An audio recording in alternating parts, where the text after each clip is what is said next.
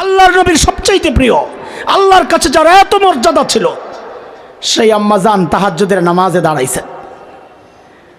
নামাজের তেলাওয়াত চলতেছে, আস্তে আস্তে আয়াত একটা চলে আসছে, ওয়াবাদালাহুম মিনাল্লাহ মা লাম ইয়াকুনু ইয়াহতাসিবুন। 24 ঘন্টার হিসাব বানাবো আজকে থেকে। রমজান আসতেছে, রুটিন বানায় ফেলি। আমি কতটা সময় দুনিয়ার কাজে ব্যয় করছি, এই কতটা সময় আখিরাতের কাজে ব্যয় করছি। আল্লাহর হুকুম হচ্ছে আখিরাতকে প্রাধান্য দেওয়া। এই জায়গায় তো পরীক্ষা হয়ে যায়। 12 ঘন্টা অর্ধেক অর্ধেক, আমার 12 ঘন্টার বেশি আখিরাতের কাজে ব্যবহার হয় না 12 ঘন্টার বেশি দুনিয়ার কাজে ব্যবহার হয়, সিদ্ধান্ত তো আমি নিজেই নিতে পারবো। আলহামদুলিল্লাহ, আমাদের সমাজের একটা শ্রেণী আছে নিশ্চিত, যারা হিফজখানায় পড়ায়, মক্তবে নাজারায় পড়ায়, ওনাদের 24 ঘন্টার মধ্যে 12 ঘন্টার বেশি আখিরাতের কাজেই ব্যবহার হয়। আলহামদুলিল্লাহ, এটা একটা বড় আজীব এক জায়গা। আলহামদুলিল্লাহ। এই বললাম এক পার্থক্য।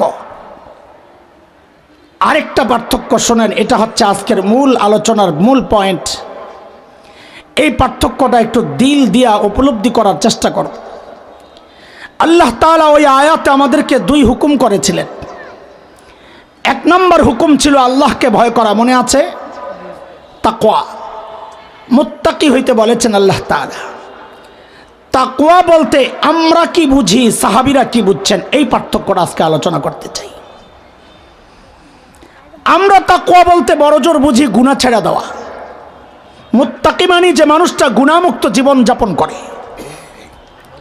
আর সাহাবীরা তাকওয়া বলতে কি বুঝছেন, এইটা আজকে একটু শুনি। যে কোনো একজন সাহাবীর জীবনকে আনলেই বোঝা যাবে। আমরা একদম শীর্ষ একজনকে দিয়ে বুঝাই। আমাকে একটু জবাব দেওয়া লাগবে কিছু সময়। বলেন তো, আল্লাহর নবী সাল্লাল্লাহু আলাইহি ওয়াসাল্লামের সবচাইতে প্রিয় মানুষ কে ছিলেন? বলেন, জোরে বলেন। এখন তো আমার ঝামেলা বাড়াইলেন। সঠিক জবাবটা আসলে আমার এই লম্বা হাদিস শোনার লাগতো না। আমি তো চাইছিলাম কোনাকুনি দৌড় মারতে, এখন তো আমাকে পিছনে যেতে হবে। আবার বুখারীর এক রিওয়ায়াত শোনাইতেছি আপনাদেরকে, হাদিস। নবী আলাইহিস সালাম সাহাবী আমর ইবনুল আস রাদিয়াল্লাহু আনহুর নেতৃত্বে 300 সাহাবীকে এক অভিযানে পাঠাইছেন। অভিযানের নাম হচ্ছে যাতুস সালাসিল, গজওয়া যাতুস সালাসিল। সৈন্য সংখ্যা কত ভাই? সেনাপতি আমর ইবনুল আস শত্রু এলাকায় গিয়ে বুঝলেন শত্রুদের যেই শক্তি, এই 300 দিয়া মোকাবেলা করা ঠিক হবে না। তিনি আরো কিছু সৈন্য চেয়ে মদিনায় খবর পাঠালেন।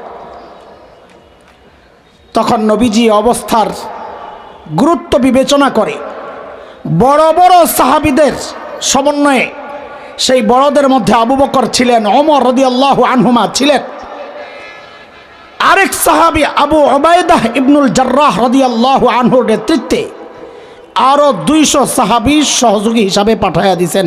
টোটাল কত হইল ভাই? এই টোটাল 500 নেতৃত্ব হচ্ছে হযরত আমর ইবনুল আসের দায়িত্বে।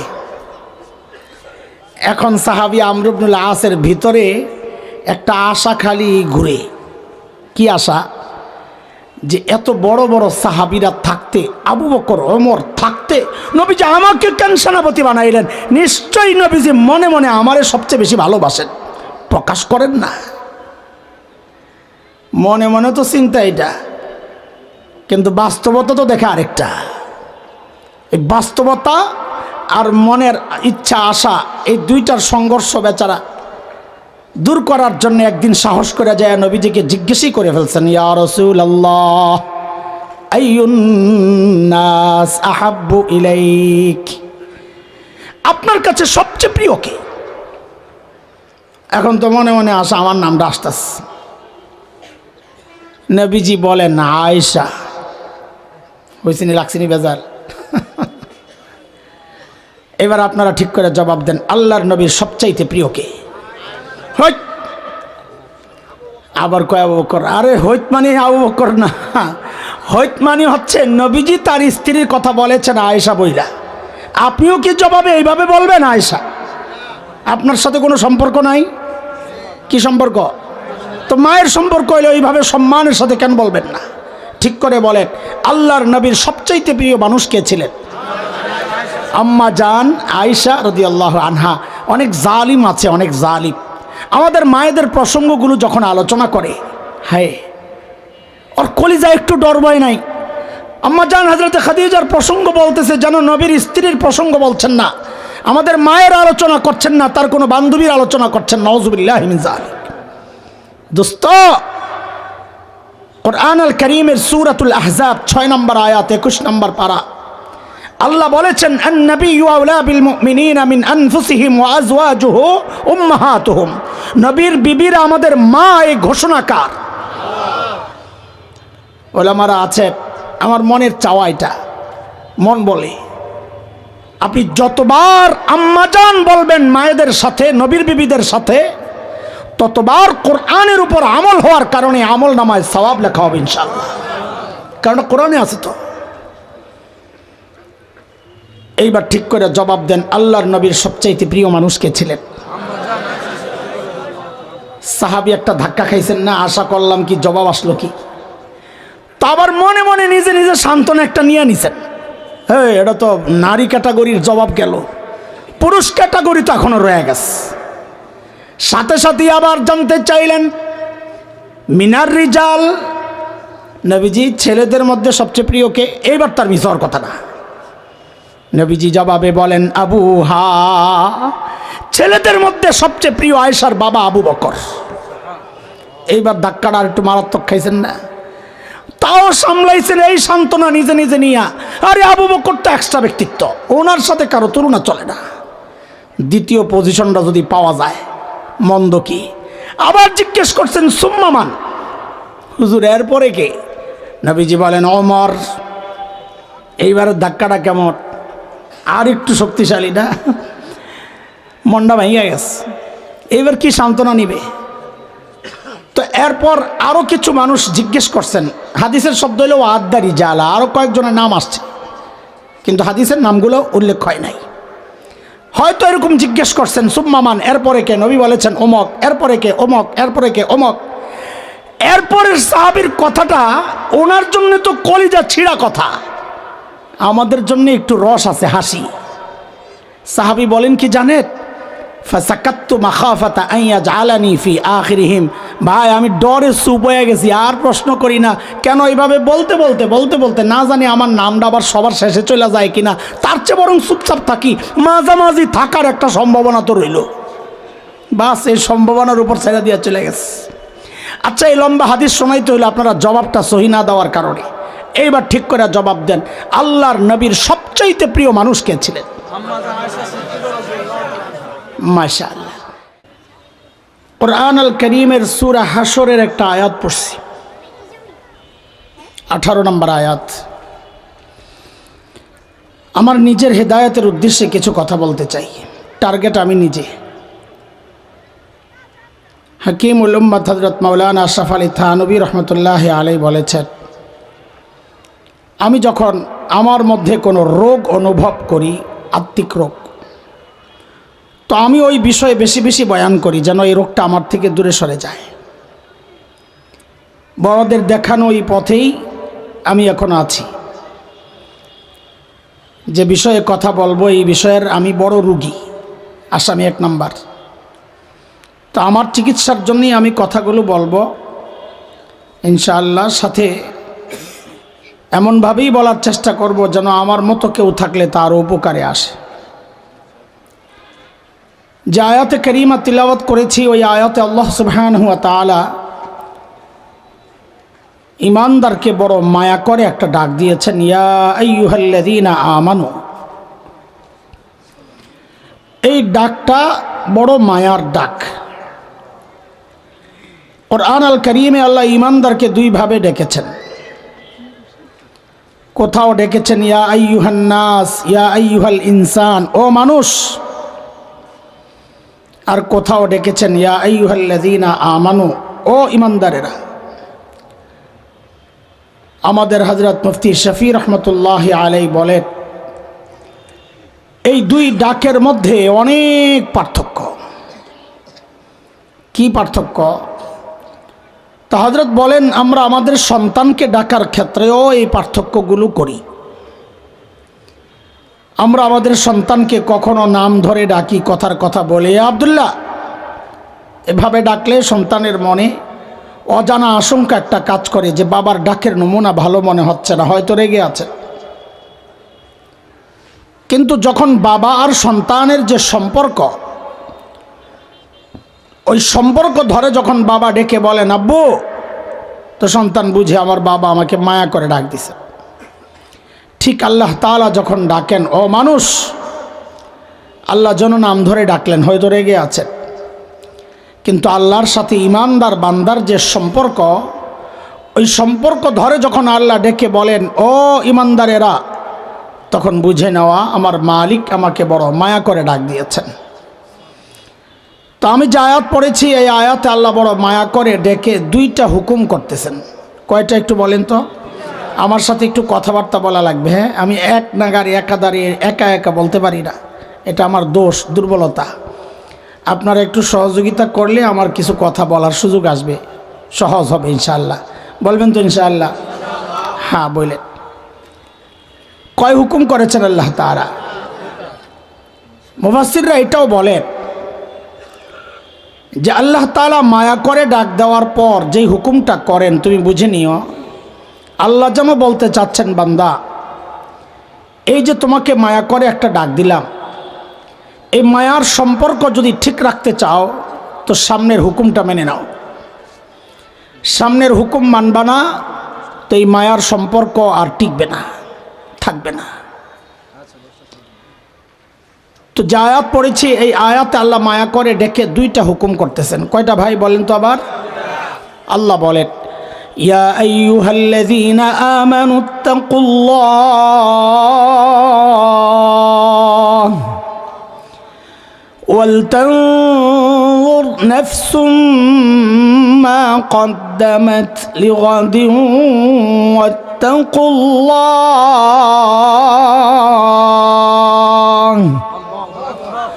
ও ইমানদারেরা, আল্লাহকে ভয় করো, এক নাম্বার হুকুম। দুই, ওয়ালতানজুর নাফসুম মা কদ্দামাত লিগাদ, প্রত্যেকটা মানুষের উচিত তারা আখিরাত নিয়ে চিন্তা করা, আমার আখিরাতের পুঁজি কি, কামাই কি, সম্বল কি, আমি আমার মালিকের সামনে কি নিয়ে দাঁড়াবো। দাঁড়াতে তো হবে নাকি, দাঁড়াবো কি নিয়ে? বলে চিন্তা করি বলেই তো এখানে আসছি, না অন্য কোনো ধান্দা আছে? হ্যাঁ, খিচুড়ি মিচুরি নাই? এত কিপটা কেন তাজুরু? খিচুড়ির বয়ান আর বয়ান থাকে না, ওটার মধ্যে একটা ওরস ওরস ভাব আসে। এই জন্যে খিচুড়ি ছাড়াই আমরা ভালো, আলহামদুলিল্লাহ। খিচুড়িওয়ালা বয়ানে মাগরিবের পরে মানুষ আসে না। দুইটা বড় আলামত পাইছি আমি খিচুড়িওয়ালা মাহফিল আর সাধারণ মাহফিলের পার্থক্য। এক হচ্ছে খিচুড়িওয়ালা মাহফিলে টুপি ছাড়া শ্রোতা থাকে বেশি, এক। দ্বিতীয় হচ্ছে খিচুড়িওয়ালা মাহফিলে রাত যত গভীর হয়, এই মাহফিলগুলো রাত যত গভীর হবে লোক একটু একটু কমতে থাকবে। আর খিচুড়িওয়ালা মাহফিলে রাত যত গভীর হয় মানুষ খালি বাড়তে থাকে, খিচুড়ি দেওয়ার টাইম হইতাছে। আলহামদুলিল্লাহ, খিচুড়ি ছাড়াই আমাদের যারা আছেন আজকে তাদের বয়ান শোনার জন্য মানুষ হুমড়ি খায়া পড়ে, ঠিক কিনা? আল্লামা আব্দুল বাসেত খান হাফিজাহুল্লাহ বাংলাদেশের শীর্ষ ওয়াইজদের একজন, এখন একেবারে হাতে গণলে আঙ্গুল শেষ হবে না এর মধ্যে একজন। কড়ায় না, কড়াই তো গণলে অনেক, আঙ্গুল শেষ হবে, আঙ্গুল। আমার ভাই শেখ খালিদ সাইফুল্লাহ আইয়ুবী, ও তো আরও শর্ট, মানে আঙ্গুল যদি দুইটা বাদ দিই তাও চলে আইব। আল্লামা মাহমুদ হক হাফিজাহুল্লাহ আঙ্গুল 4টা বাদ দিল এবার। এমন মানুষরা আসতেছেন, তো আজকে আর খিচুড়ি লাগবে কেন? আলহামদুলিল্লাহ। আরে আলহামদুলিল্লাহ মনে খুশি না হইলে মানা করে দিয়ে আইতে আইসেন না, এরা খুশি না আলহামদুলিল্লাহ পড়ে না। তো বলেন কোন ধান্দায় আসছি আমরা? এখানে আখিরাতের চিন্তাই আসছি। কিন্তু ভাই, আখিরাতের চিন্তা যার যার মতো করে করলে হবে না, তার জন্য কোনো সিস্টেম আছে? আমি আপনি যেভাবে ইচ্ছা এভাবেই আখিরাতের প্রস্তুতি নিব, এটা হবে না। এই জন্য আমাদের আখিরাতের প্রস্তুতিগুলো ঠিকঠাক মতো হচ্ছে কিনা, কোয়ালিটি যেই কোয়ালিটির দরকার আমল ওই কোয়ালিটির হচ্ছে কিনা, না ত্রুটি আছে, বিচ্যুতি আছে, কমতি আছে, ভেজাল আছে, বুঝবো কেমন? সব ঠিকঠাক মতো চলছে না সমস্যা, বুঝবো কেমনে? আমার শরীর ঠিক আছে কিনা বোঝার জন্য তো পরীক্ষা আছে, মেশিন ঠিক আছে কিনা বোঝার জন্য পরীক্ষা আছে, আমার ঈমান ঠিক আছে কিনা, আমার আকীদা ঠিক আছে কিনা, আমার আমল, আমার তাকওয়া, যে তাকওয়ার কথা আল্লাহ বলেছেন সেটা ঠিক আছে কিনা আমি বুঝবো কেমনে? তো আল্লাহ তাআলা সব কিছু বুঝার জন্যে আমাদের জন্যে একটা সহজ রাস্তা দিয়েছেন, সেটা হচ্ছে হযরতে সাহাবায়ে কেরাম রিদওয়ানুল্লাহি আলাইহিম আজমাইনদেরকে আমাদের নমুনা আর মডেল বানাইছেন যে তুমি তোমার ঈমানকে সাহাবীর ঈমানের সাথে মিলায়া দেখো, যদি মিলে তো ওই ঈমান ঠিক আছে, না মিললে বুঝবা ভেজাল আছে, ঠিক করে নাও। আল্লাহ বলেন فإن آمنوا بمثل ما آمنتم به فقد اهتدوا وإن تولوا فإنما هم في شقاق।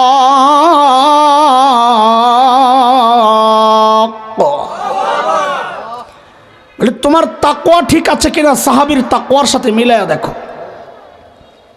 কেন মিলাবো ওইটা একটু বোঝার জন্য কয়েকটা বিষয় বুঝেন। ভাই ওলামায়ে কেরাম আছেন, আপনারাই বলেন, যিনি সারা বছর পড়ান, বোর্ডের পরীক্ষা ওই শিক্ষক নেন না অন্যরা নেন? বলেন, অন্যরা নেন। তো আল্লাহও যেন সাহাবীদের ব্যাপারে এমনটাই বলছেন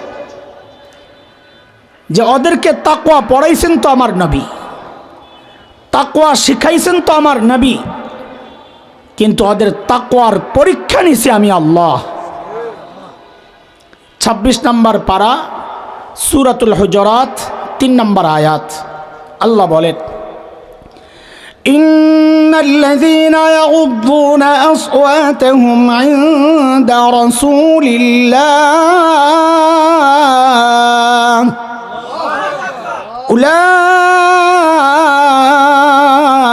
أولئك الذين امتحن الله قلوبهم للتقوى لهم مغفرة وأجر عظيم।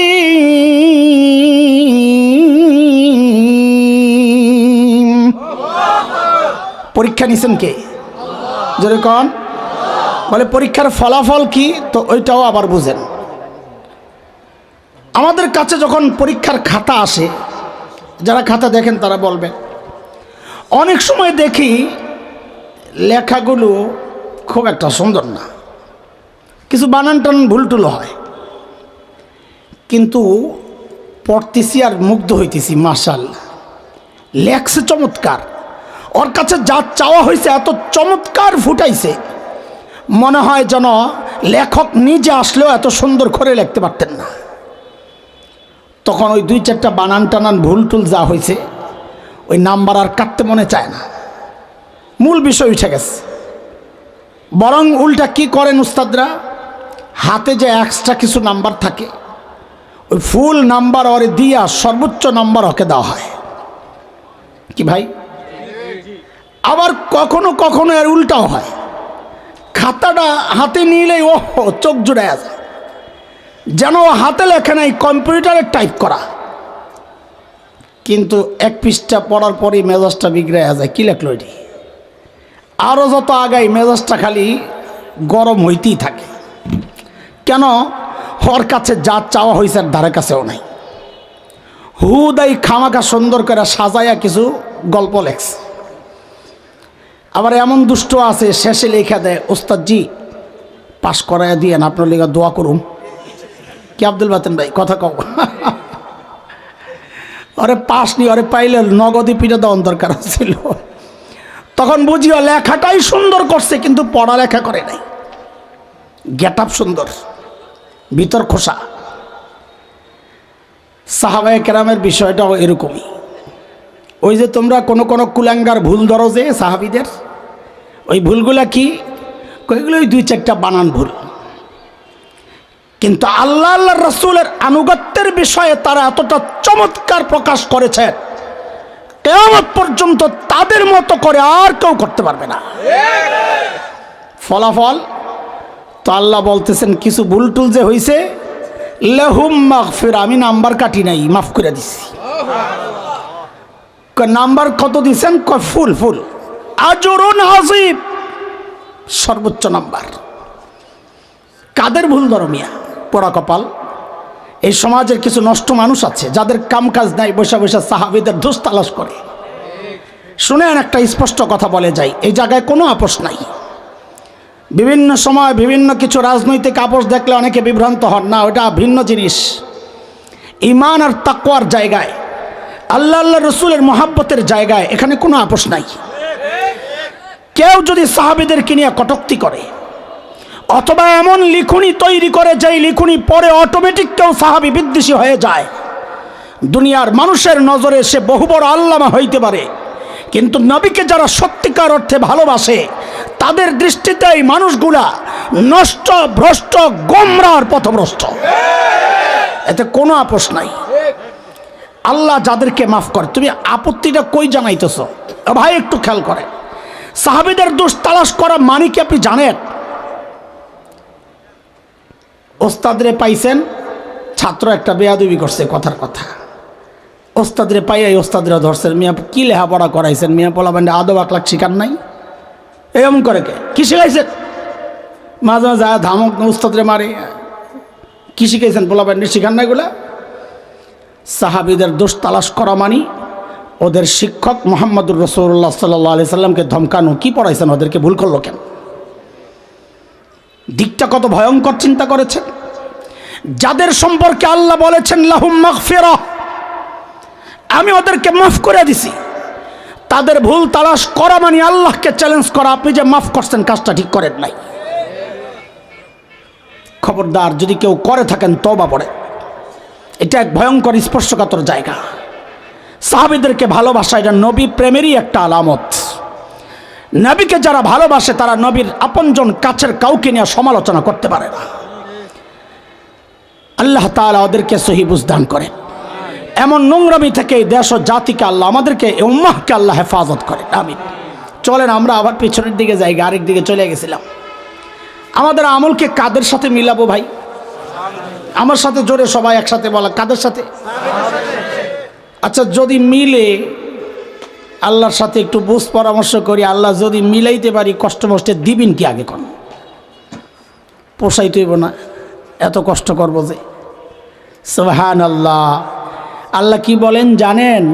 সূরা তাওবা 100 নম্বর আয়াত, আয়াত নাম্বার 111 নম্বর পারা। যদি হাফিজি কোরআন শরীফ খোলেন, একদম দ্বিতীয় পৃষ্ঠার প্রথম আয়াত, যেটা আল্লাহ আমাদেরকে জানাইছেন। কি দিব শোনো, কিয়ামত পর্যন্ত যাদের আমল সাহাবীর আমলের সাথে মিলবে, সাহাবীদেরকে আমি যা দিছি তাদেরকেও তাই দিব। কি দিছেন সাহাবীদেরকে? তো বলে দুই জিনিস। একটা দিছি সন্তুষ্টির স্বীকৃতি, আরেকটা দিছি জান্নাতের সুসংবাদ। কিয়ামত পর্যন্ত যাদের আমল সাহাবীর আমলের সাথে মিলবে তাদের জন্য এই দুই পুরস্কার বরাদ্দ। কার কথা এটা ভাই? বলেন কার কথা? আল্লাহ বলতেছেন, والسابقون الأولون من المهاجرين والأنصار والذين اتبعوهم بإحسان رضي الله عنهم ورضوا عنه وأعد لهم جنات تجري تحتها الأنهار خالدين فيها أبدا ذلك الفوز العظيم।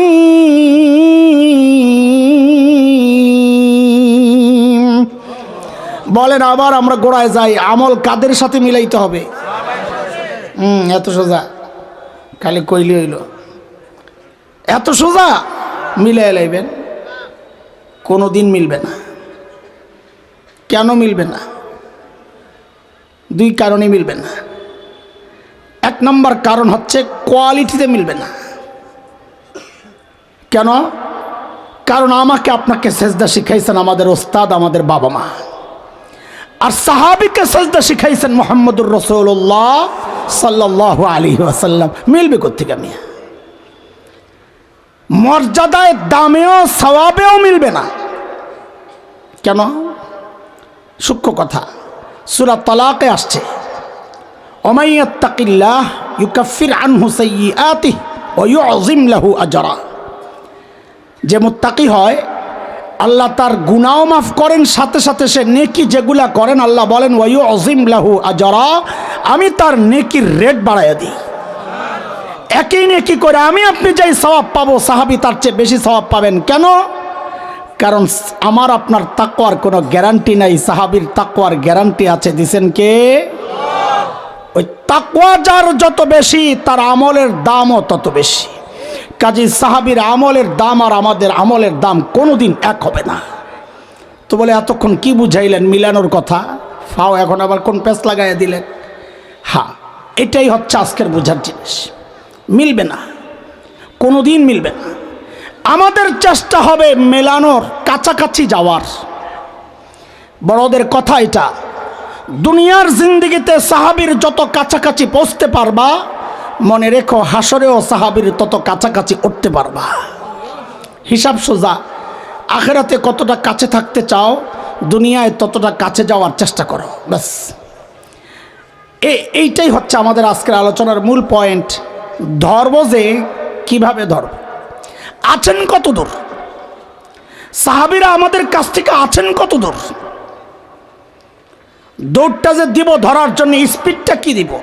খুব কাছে হইলে তো স্পিড বেশি দিলে দেয় ধাক্কা খাবো। যত বেশি দূরে স্পিড বাড়াইতে হবে তত বেশি। পার্থক্যটা বোঝানোর জন্যে আমি অল্প কিছু সময় নেব, খুব লম্বা সময় নেওয়ার সুযোগ নাই। সমাজ বাস্তবতায় সাহাবীদের সাথে আমাদের একটা পার্থক্য আপনাদেরকে শোনাই, সমাজ বাস্তবতায়। তারপর একটা হাদিস শোনাবো ইনশাআল্লাহ, কিছু যদি বুঝে আসে। এই পার্থক্য কেন বোঝাচ্ছি, এই দূরত্বটা কমানোর চেষ্টা করা, এটাই হচ্ছে টার্গেট আজকে। দেখেন, ছোটবেলায় আমরা খেলাধুলা করছি, লেখাপড়া করছি, দুইটাই করছি। এই পিসাব খেলছেন না? কয় ইনশাআল্লাহ। আচ্ছা শোনেন, আমারটা কই তাহলে, হ্যাঁ সাহস পাইব। এখানে লেখছে মাওলানা শেখ হাসান জামিল। আচ্ছা যা লেখছে লেখছে, কত জায়গায় আরো লম্বা করে লেখে, মুফতিও লাগায়। কত মানা করছি ভাই, আমি মুফতি না, লাগাই কি জন্যে? ওই পাবলিকরে বোঝায়, ছোটো মোটো হুজুর দাওয়াত দিই নাই, মুফতি সাহেব দিছি। আল্লামা লাগাইলে এখন আর মানা করি না। কেন জানেন? বহু এমন মানুষের চিনি যারা লেখাপড়া করেই নাই, এখন নামের শুরুতে দেখছি আল্লামা, তো বুঝছি আল্লামার জায়গায় নাই, আল্লামার বেলুন ফুটো হয়ে গেছে, এখন লাগাইলে সমস্যা নেই। শায়েখ তো 40-এর উপরে বয়স গেলে শায়েখ, এটাও সমস্যা না। বাকি ঠিক আছে, বাকি যে দূর আছে, এটা আমার বাপের রাখা নাম হাসান জামিল। যখন খেলছি তখন তো নাম এত বড় আসিল না, তখন তো ছিলাম হাসাইন না, কি ছিলাম? এ বলাবেন কথা কও, হাসাইন নাই খেললে কি সমস্যা? এইবার কও খেলছো কেন দোস্ত? এতক্ষণ মাথা ঝুঁকায় ভালো করে যে হুজুরে খেলছে আর আমার কি। কিন্তু আমরা লেখাপড়াও ছিলাম 1 নম্বর। আমি আমার সময়ের সবসময় বরাবর 1 নম্বর ছাত্র। এখনকার বাচ্চারাও খেলে, লেখাপড়াও করে, করে না? এই করো না তোমরা লেখাপড়া? করে তো মাশাআল্লাহ। তা আমাদের সাথে এখনকার বাচ্চাদের কোনো পার্থক্য আছে না নাই? কি আছে? আপনাদের দায়িত্ব দিলে এক একজন এক একটা বের করবেন। আমি বহু চিন্তা করে একটা পার্থক্য বের করছি, সেটা হইল চিন্তা, মানসিকতার পার্থক্য। কি সেটা? আমাদের চিন্তায় থাকতো লেখাপড়া, আমরা লেখাপড়া করতাম, ফাঁকে ফাঁকে খেলতাম।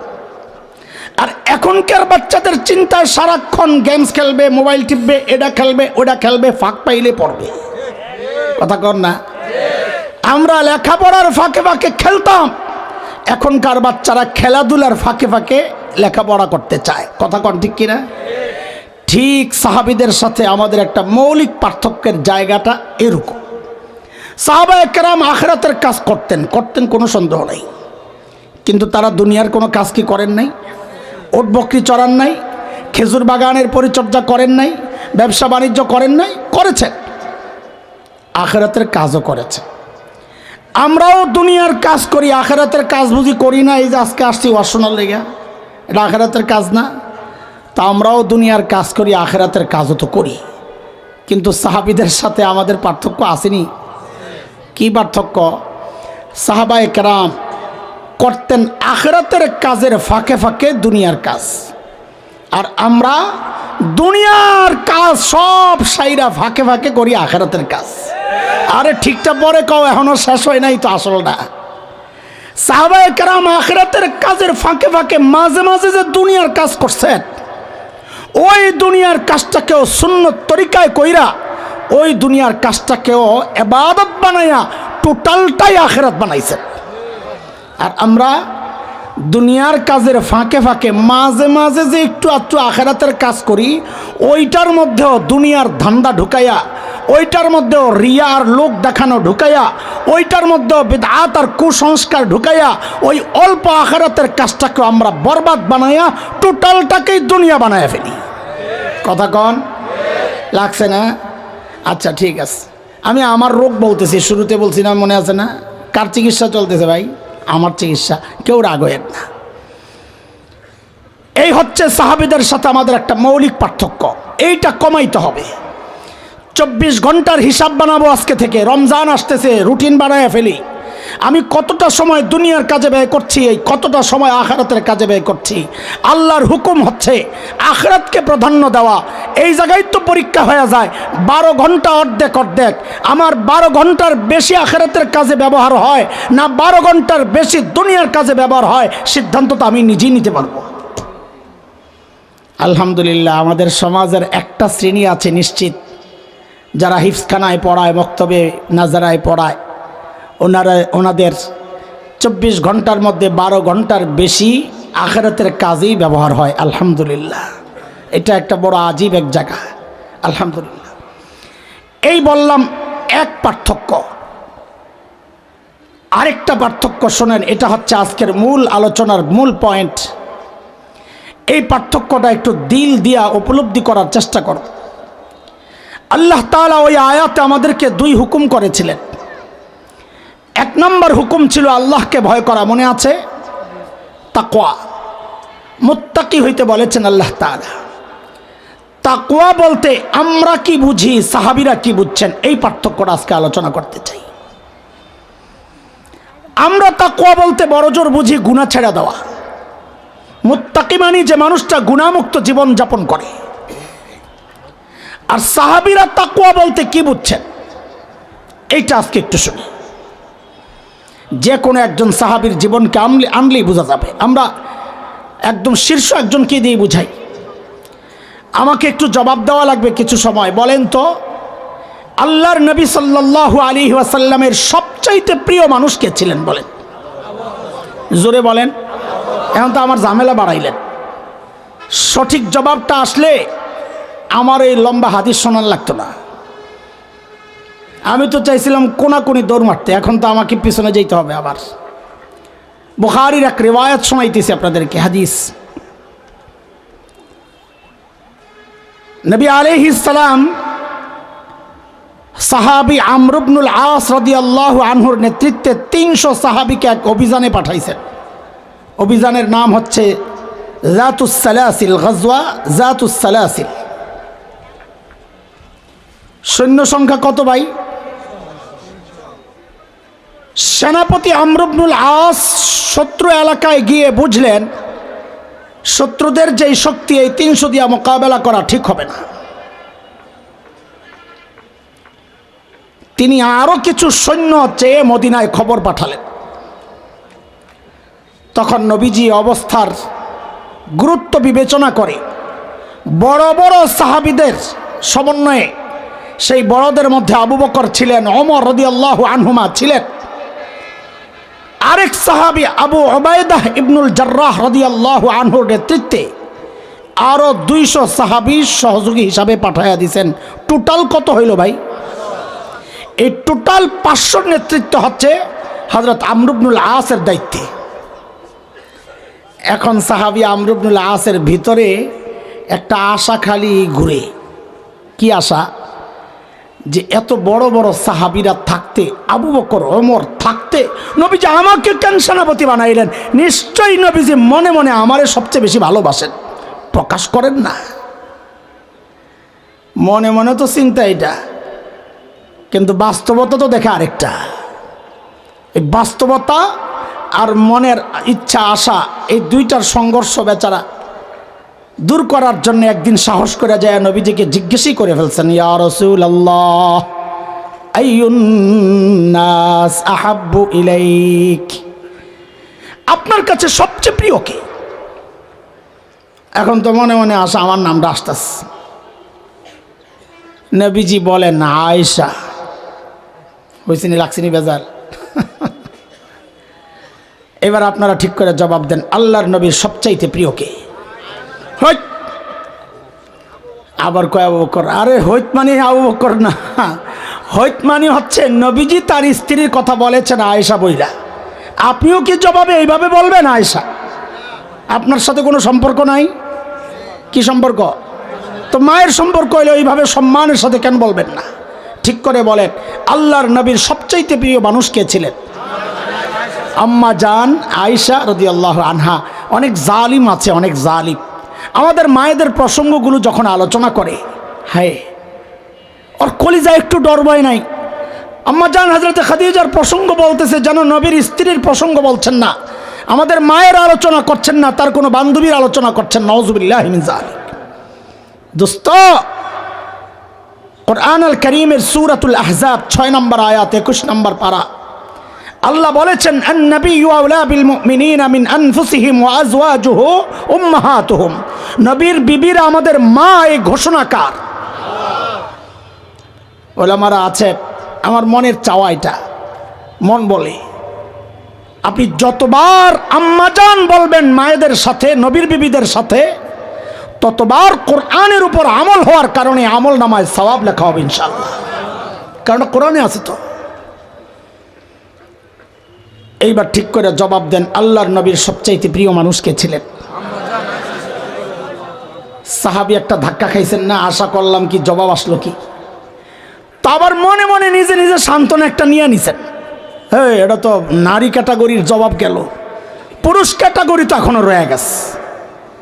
সাথে সাথে আবার জানতে চাইলেন, মিনার রিজাল, নবীজি ছেলেদের মধ্যে সবচেয়ে প্রিয় কে? এইবার তার মিস হওয়ার কথা না। নবীজি জবাবে বলেন, আবুহা, ছেলেদের মধ্যে সবচেয়ে প্রিয় আয়েশার বাবা আবু বকর।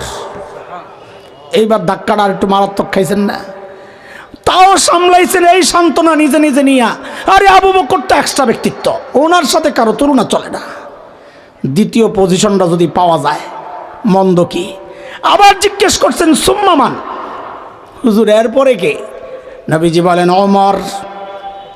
এইবার ধাক্কাটা কেমন? আর একটু শক্তিশালী না?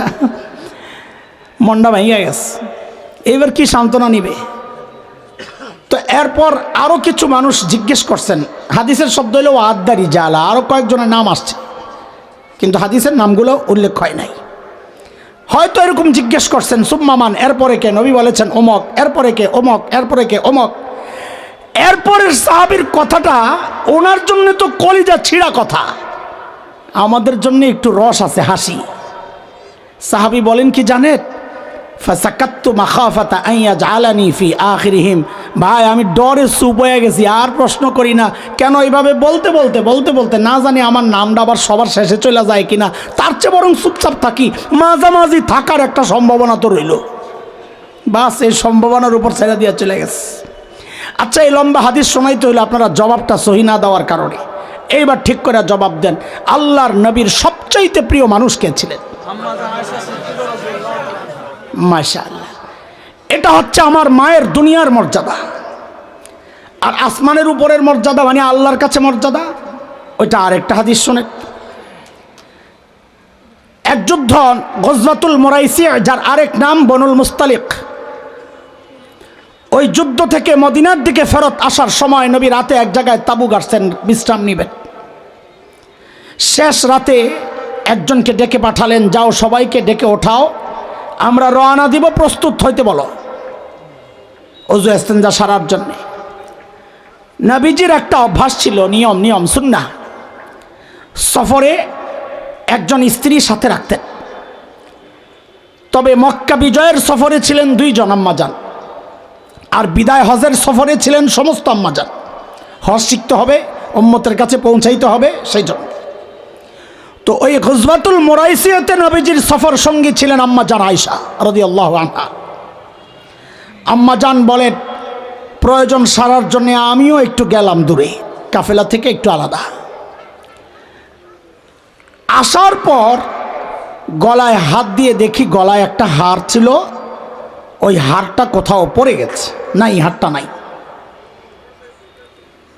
আম্মাজান বলেন, আমি হার তালাশ করতে গেলাম, এখানে সূক্ষ্ম একটা বাজে চিন্তা যেন না আসে, একটু পরিষ্কার করি, যেহেতু মায়েদের আলোচনা, কোনো ফাঁক ফোকরের চিপা দিয়া যেন কোনো বাজে চিন্তা মায়েদের ব্যাপারে না আসে, সতর্ক থাকা 100-তে 100।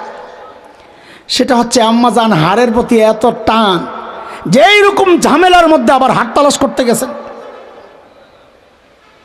জবাব আসছে আমাদের উস্তাদ দারুল উলুম দেওবন্দের শেখ আল্লামা সাঈদ আহমদ পালনপুরি রহিমাহুল্লাহ হযরত বলেছেন, হারটা যে আম্মাজান তালাশ করতে গেছেন এটা হারের মায়ায় যান নাই, হারটা আসলে আম্মাজানের ছিলই না। হারটা মদিনা থেকে যাওয়ার সময় একজনের কাছ থেকে উদার নিয়েছিলেন, ধারের জিনিস ফেরত দিতে হবে, আরেকজনের জিনিস, ওই দায়বোধ থেকে আম্মাজান হারটা তালাশ করতে গেছেন, হারের মায়ায় আম্মাজান যান নাই।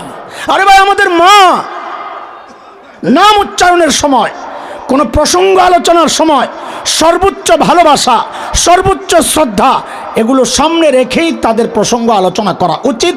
এটা ইমানের দাবি, এটা নবী প্রেমের দাবি। আম্মাজান হার তালাশ করে যখন আসলেন, একটু দেরি হয়েছে, তখন তো আর আপনার মতো টর্চ লাইট ছিল না, টিপা টিপা বাইর করে লাইছে, বা মোবাইলের লাইট ছিল না, টিপা টিপা বাইর করে লাইছে। কতক্ষণ যায় হাতড়াইছেন আর কি, তালাশ করছেন। আয়েশা আম্মাজান যে দৃশ্য দেখছেন এটার জন্য প্রস্তুত ছিলেন না।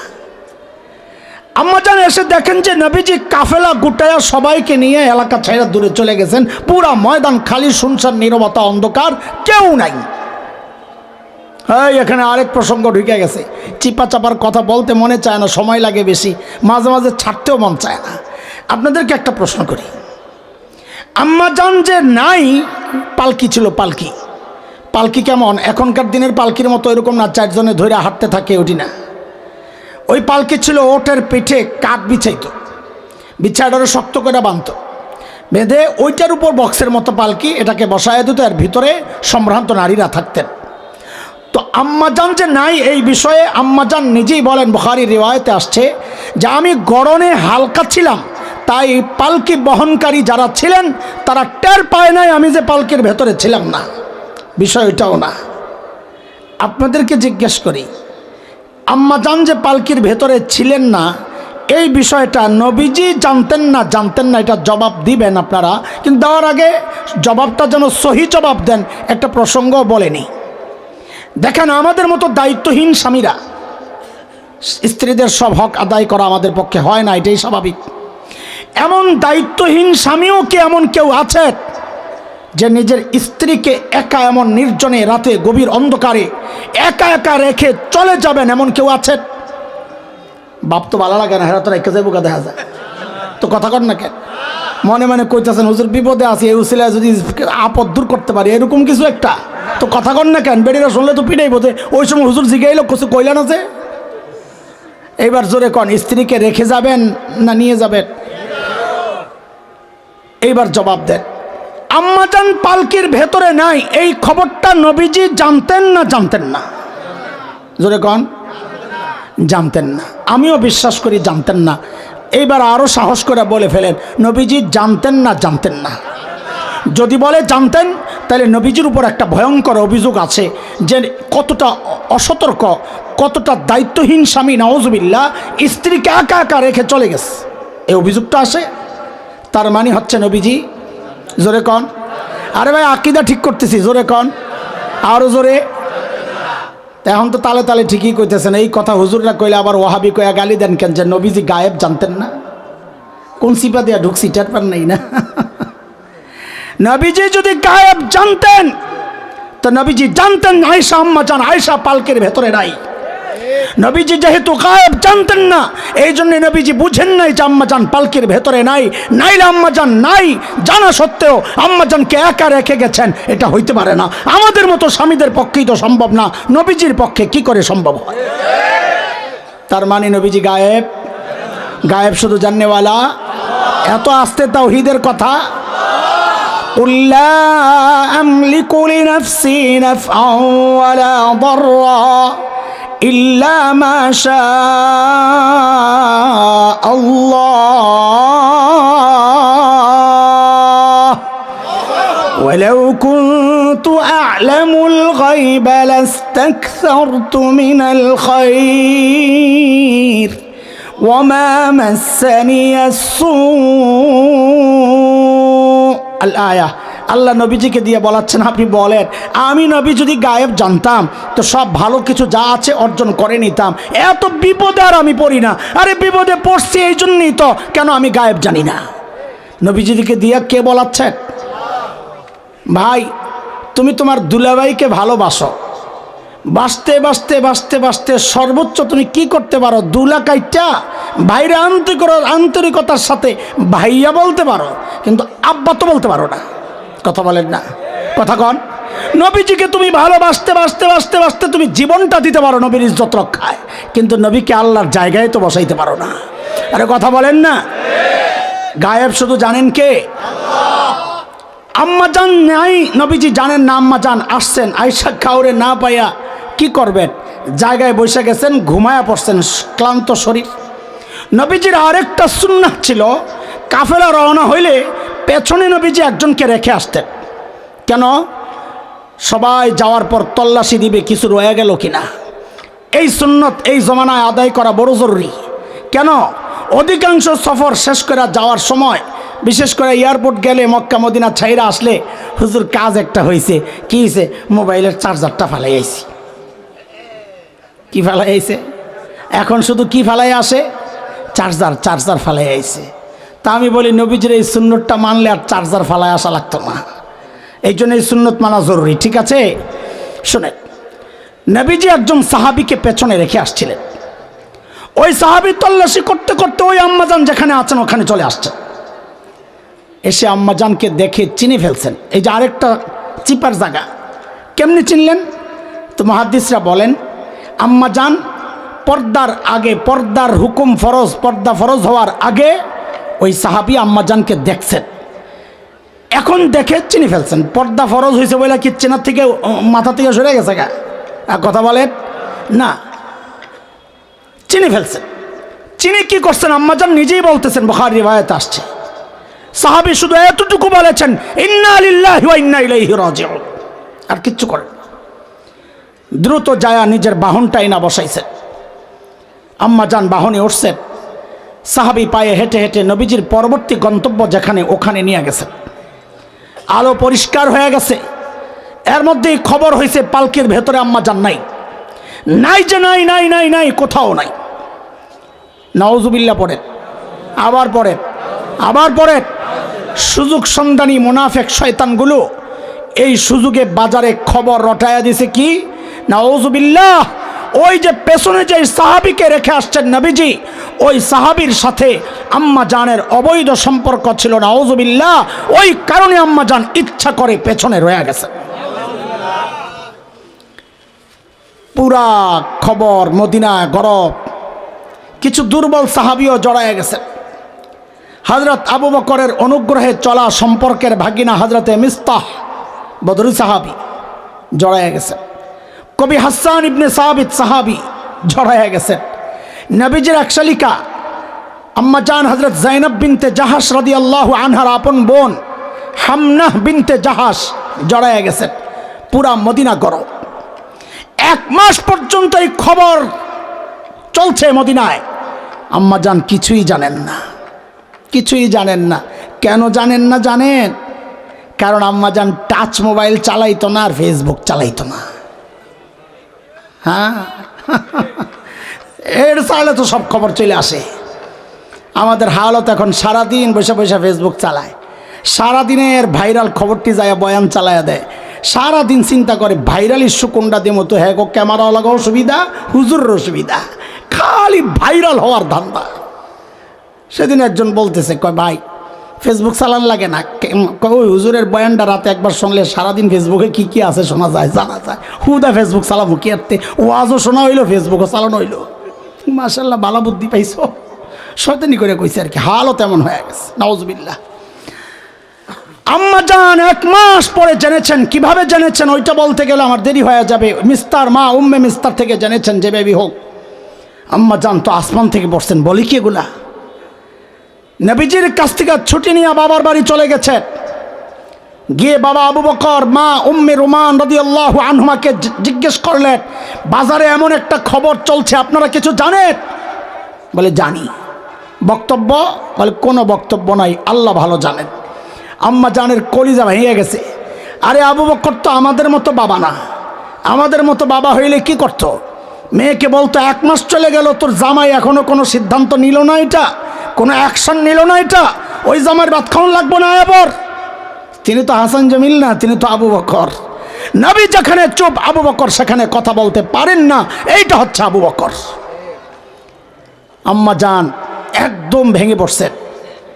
3 দিন 3 রাত খাওয়া নাই, ঘুম নাই, শুধু কান্নার কান্না, কান্নার কান্না, চোখের পানিও শুকায় গেছে কাঁদতে কাঁদতে। 3 দিন পর নবীজি আসছেন। নবীজি এসে আম্মাজানকে এমন এক কথা জিজ্ঞেস করছেন, আম্মাজানের কলিজার একদম টুকরা টুকরা হয়ে গেছে।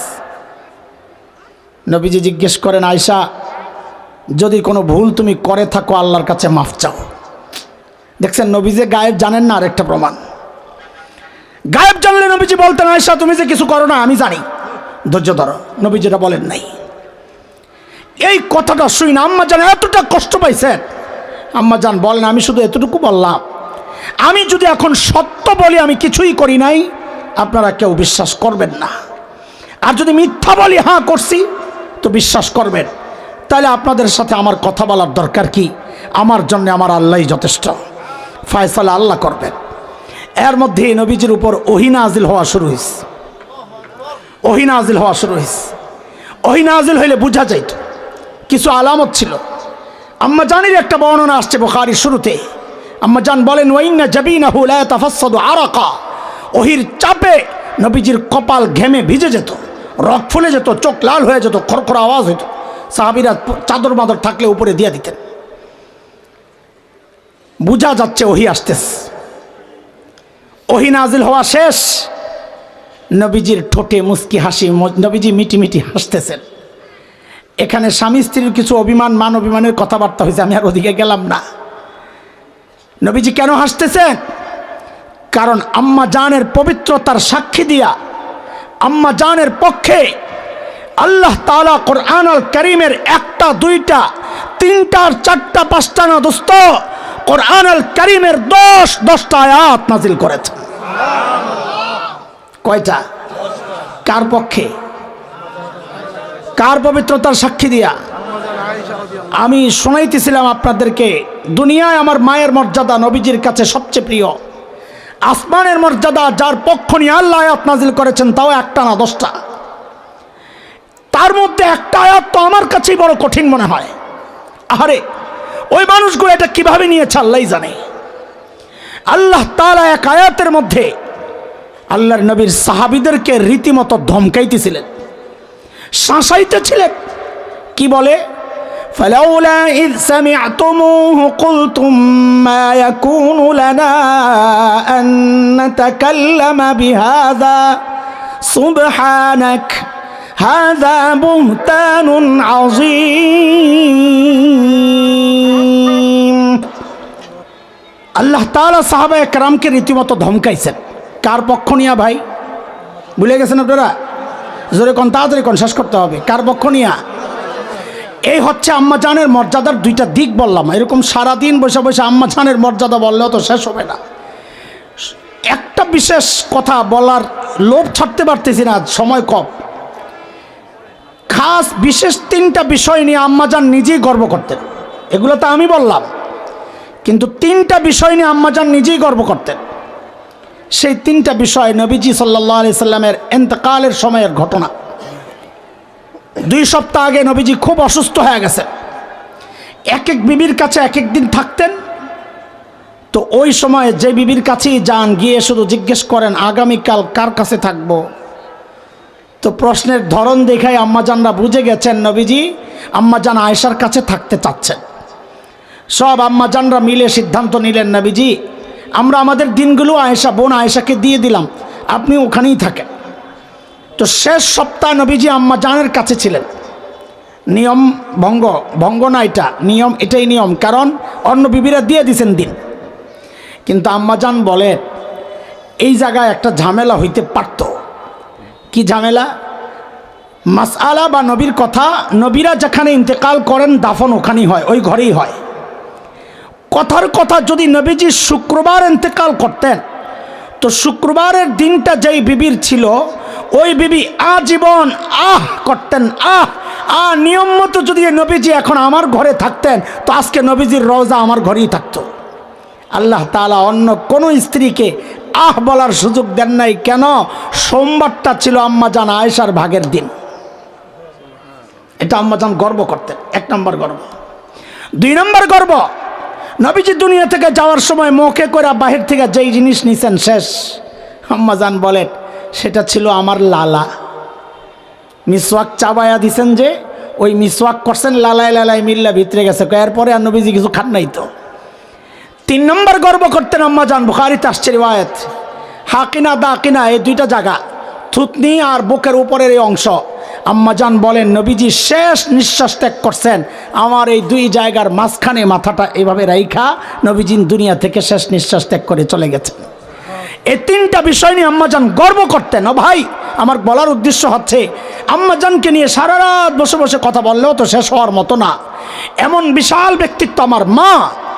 একটু বুঝে শুনে জবাব দেন তো, এই মানুষটার গুনাহ করার কোনো সম্ভাবনা ছিল? হ্যাঁ, সম্ভাবনা ছিল। তিনি মানুষ যেহেতু, কিন্তু করেন নাই। কোনো নজির নাই আম্মাজান কোনো গুনাহ করছেন জীবনে, প্রশ্নই আসে না, প্রশ্নই আসে না। এই মানুষটা জীবনে কোনো জরুরি আমল ছেড়ে দিছেন। আরে গুনাহ যেহেতু করেন নাই, জরুরি আমল ছাড়লেই তো গুনাহ, তার মানে ওইটাও করেন নাই, নেকিও ছাড়েন নাই, গুনাহও করেন নাই। তাহলে ওনাদের তাকওয়ার কি অর্থ? ওনাদের তাকওয়ার কি অর্থ?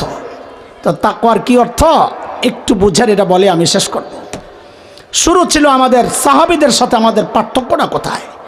আমরা তাকওয়া বলতে কি বুঝি, সাহাবীরা তাকওয়া বলতে কি বুঝেছেন? তাও আম্মাজানের মতো ব্যক্তিত্ব, আল্লাহর নবীর সবচাইতে প্রিয়, আল্লাহর কাছে যার এত মর্যাদা ছিল, সেই আম্মাজান তাহাজ্জুদের নামাজে দাঁড়াইছেন। নামাজে তেলাওয়াত চলতেছে, আস্তে আস্তে আয়াত একটা চলে আসছে, ওয়াবাদালাহুম মিনাল্লাহ মা লাম ইয়াকুনু ইয়াহতাসিবুন। এই আয়াত আম্মাজান তিলাওয়াত করতেছেন আর কান্না করতেছেন, তিলাওয়াত করতেছেন আর কান্না করতেছেন। অর্ধেক পড়েন, ঢুকরে কেঁদে ওঠেন, আবার পড়েন, আবার কাঁদেন। রাত শেষ হয়ে যাচ্ছে, নামাজও শেষ হয় না, কান্নাও শেষ হয় না, তিলাওয়াতও শেষ হয় না। কি আছে আয়াতে আম্মাজান কান্না কেন করছেন? ভাই, আমি তো হাফেজ এবং বহু তিলাওয়াত করার মতো হাফেজ, অনেক পড়ছি আর কি, এই জন্যে বলা। এতবার, কত শত হাজার বার এই আয়াত আমার সামনে দিয়ে আসছে গেছে, হিসাব নাই। কোনোদিন তো আমার মধ্যে কোনো পরিবর্তন আসে নাই। হ্যাঁ, এই গল্প পড়ার পর থেকেই আয়াত দেখলে ডর লাগে। কেন? কি আছে এই আয়াতে আম্মাজান কেন কান্না করলেন? আল্লাহ বলতেছেন ওয়াবাদালাহুম মিনাল্লাহ, হাসরের মাঠে কোন কোন বান্দার আল্লাহর পক্ষ থেকে এমন পরিচয় প্রকাশ পাবে মা লাম ইয়াকুনু ইয়াহতাসিবুন, যার কল্পনাও সে দুনিয়াতে করে নাই। হ্যাঁ, দুনিয়ায় তো পরিচয় আলেম, না জানি হাসরে উঠে দেখি আল্লাহ জালেমদের সাথে দাঁড় করায় রাখছে। দুনিয়ায় তো শুনি জানি পরিচয় হাজি, হায় না জানি এমন হয় হাসরে উঠে দেখি আল্লাহ পাজিদের সাথে দাঁড় করায় রাখছে। আচ্ছা, এটা আমি আপনি কান্না করতে পারি, চিন্তা আসতে পারে। আম্মাজান কেন কাঁদতেছেন? আম্মাজান কাঁদতেছেন ওই চিন্তায়, আহারে দুনিয়ায় তো আমার পরিচয় আমি আবু বকরের কন্যা, দুনিয়ায় আমার পরিচয় আমি নবীজির স্ত্রী। হায়, হাসরে দাঁড়ায় না দেখি যে আমার পরিচয় পাল্টায় গেছে, আমাকে আল্লাহ অপরাধীদের সাথে দাঁড় করায় রাখছেন। আর এটা সম্ভাবনা তো নাই, কারণ আম্মা জানতো জান্নাতের গ্যারান্টি পাওয়া, নবীজি বলেছেন সেটা। তারপরেও আশঙ্কা, যদি না আল্লাহ দিয়ে দিল জাহান্নামে, যদি না আসামি কাঠগড়ায় দাঁড় করাইয়া দিল, আমার কি হবে? ওই চিন্তায় আম্মা জান কাঁদতেছেন দাঁড়ায়। কোথায় হাসান জামিল, কোথায় আম্মা জান? ভাইও, কোনোদিন কি একবার চিন্তায় আসছে যে আল্লাহর আদালতে যাওয়ার সময় কোরআনে যেহেতু আসছে, কাউকে না কাউকে তো আল্লাহ একটা হুকুম দিয়া দাঁড় করাইয়া দিবেন। সেই ব্যক্তিরা যদি আমি হই, উপায়টা কি হবে? কি হুকুম? কারো কারো জন্য আল্লাহ হুকুম দিবেন, ওয়াকিফুহুম ইন্নাহুম মাসউলুন। এটারে আটকা, ওকে জিজ্ঞেস করতে হবে, ওকে জিজ্ঞেস করতে হবে। কি জিজ্ঞেস করবে? জীবন কেমনে কাটাইছ, যৌবন কেমনে কাটাইছ, যা জানতা মেনেছ কিনা, কামাইছো কেমনে, খরচ করছো কোথায়?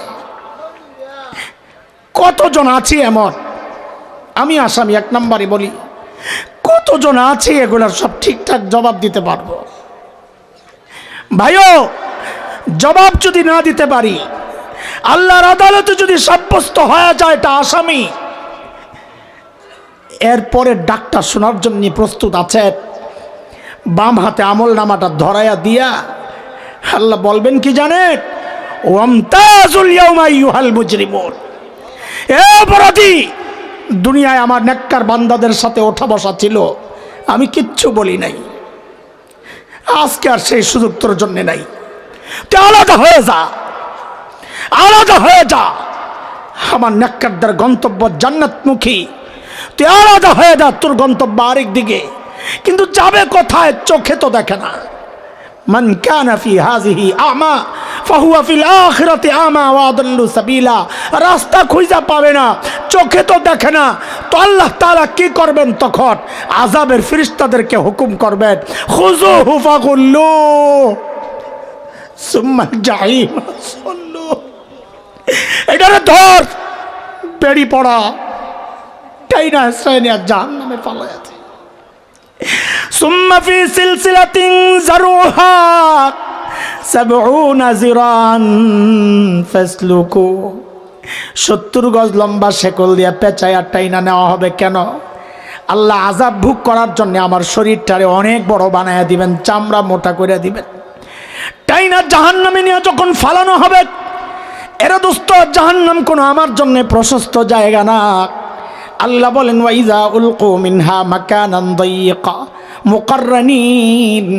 ছোট্ট জায়গায় গাদাগাদি কইরা অপরাধীদেরকে যখন ফালাবে, আযাব ভোগ করতে করতে সইতে না পাইরা বান্দা তখন চিৎকার করতে থাকবে। কি করে কি বলে চিৎকার করবে? আল্লাহ বলেন, দাউ হুনালিকা সুবুরা। চিৎকার করে করে বলবো, আল্লাহ আর তো সহ্য হয় না, আমারে মৃত্যু দিয়া দেন, আল্লাহ মৃত্যু দিয়া দেন, আল্লাহ মৃত্যু দিয়া দেন, আর সহ্য হয় না।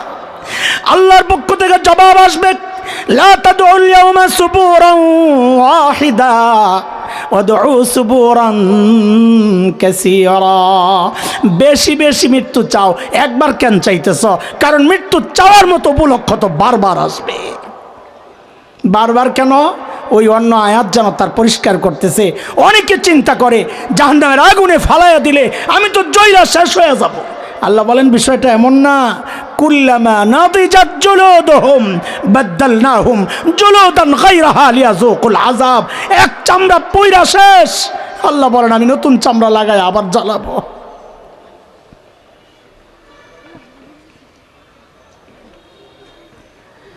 লা হাওলা ওয়ালা কুওয়াতা ইল্লা বিল্লাহ। আল্লাহ তাআলা আমাদেরকে গুনাহমুক্ত জীবনযাপনের তৌফিক দান করেন। যতটুকু পুঁজি হইলে আল্লাহর আদালতে দাঁড়ানোর মতো সুযোগ পাবো, ডান হাতে আমলনামা আসবে, অতটুকু পুঁজি সমৃদ্ধ করে দুনিয়া থেকে যাওয়ার তৌফিক দান করেন। শুরুতে যে আয়াতটা পড়েছিলাম, ওই আয়াত আল্লাহ দুইটা হুকুমই করেছেন, মনে আছে কিনা? আল্লাহকে ভয় করো, আখিরাতের পুঁজি বানাও, মনে আছে? আল্লাহ তাআলা আমাদেরকে সে তৌফিক দান করেন। আল্লাহ এই মজলিসকে কবুল করেন। আমাদের অত্যন্ত প্রিয় ছোট ভাই হাফেজ মাওলানা তাজুল ইসলামকে আল্লাহ কবুল করেন। এই হারামাইন জামিয়া কি মাদ্রাসাতুল হারামাইন বাংলাদেশকে আল্লাহ কবুল করেন, আপনাদেরকেও কবুল করেন, আমিন। আজকের মাহফিল যেন শেষ পর্যন্ত সুন্দরভাবে শেষ হয়। আল্লাহ তাআলা তার গায়বী কুদরতে এবং রহমতের ফেরেশতাদেরকে দিয়ে সাহায্য করে যেন আল্লাহ তাআলা মাহফিলটাকে সুন্দর শেষ করেন, সেই তৌফিক আমরা আল্লাহর কাছে চাই। আমিও দোয়া চাই আপনাদের কাছে, আপনাদের জন্য আমি দোয়া করি। আল্লাহ আমাদের সবাইকে মাফ করে দেন, আমিন। ওয়া আখিরু দাওয়ানা আলহামদুলিল্লাহি রাব্বিল আলামিন। আসসালামু আলাইকুম ওয়া রাহমাতুল্লাহ।